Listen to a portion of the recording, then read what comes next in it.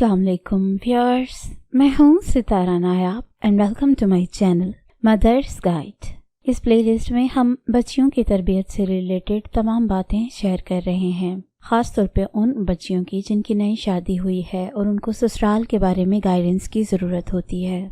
आज की वीडियो बहुत ही अहम है क्योंकि ऐसा नहीं हो सकता कि जहाँ आप रहें वहाँ पे मसाइल ना हो।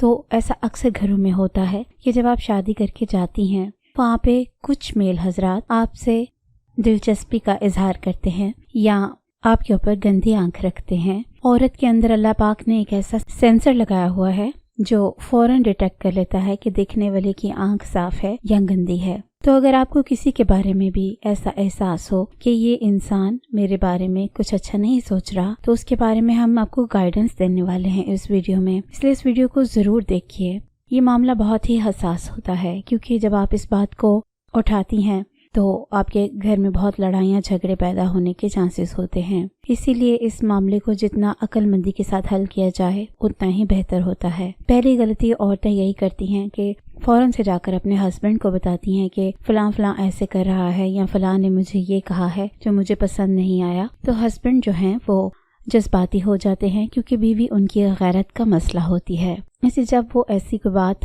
पॉइंट आउट करती हैं तो हस्बैंड लाशौरी तौर पर उस आदमी से शदीद गुस्से में होता है और बहाने करके उससे लड़ाइयाँ शुरू कर देता है। इसलिए आपके पास ये पहला हल नहीं है, इसलिए आप इसको मत करें, बल्कि आपको सबसे पहले खुद से इसका सामना करना पड़ेगा। अब आप कोई अनमेरिड या कोई कमज़ोर औरत नहीं है, आप एक मैच्योर औरत हैं क्योंकि आपकी अब शादी हो चुकी है और आपको ये बात समझने की ज़रूरत है कि आप कोई टीनेजर नहीं है जिसके साथ कोई इस तरह से फ्लर्ट करेगा या कोई बात करेगा तो आपको डर आ जाएगा या आप घबरा जाएंगी। आपने इस बात को फौरन फेस करना है और आपने उस इंसान को मुंह तोड़ कर जवाब देना है और उसको ये वार्निंग देनी है कि नेक्स्ट टाइम ऐसी हरकत कोई हुई तो मैं तुम्हारा भांडा फोड़ दूंगी, मैं सबको बता दूंगी, मैं तुम्हारी बीवी को बता दूंगी, मैं तुम्हारी माँ को बता दूंगी, जैसे भी आपको मुनासिब लगे। लेकिन आपने उनको शदीद तरीके से रिस्पॉन्स देना है कि वो नेक्स्ट टाइम ऐसा करते हुए झिझके ज़रूर। इसके अलावा जो आप कर सकती हैं वो ये है कि आप उसको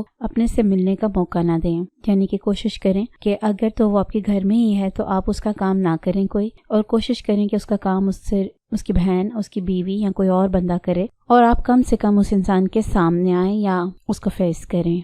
तो अगर आप कम से कम उस बंदे से मिलेंगी तो मौके कम मिलेंगे और इस तरह से आप निस्बतन कम प्रॉब्लम में आएंगी। इसके अलावा अगर आपको कोई ज़रूरी बात करनी ही है उस इंसान से तो कोशिश करें कि अकेले में ना करें। जब घर में कोई और मौजूद हो या उसके पास कोई और मौजूद हो तब आप उससे बात करें। उससे दो फायदे होते हैं, एक तो ये कि उस इंसान को लूज टॉक करने का मौका नहीं मिलता और दूसरी बात ये कि जो दूसरा बंदा आपके पास मौजूद होता है वो आपका विटनेस बन जाता है।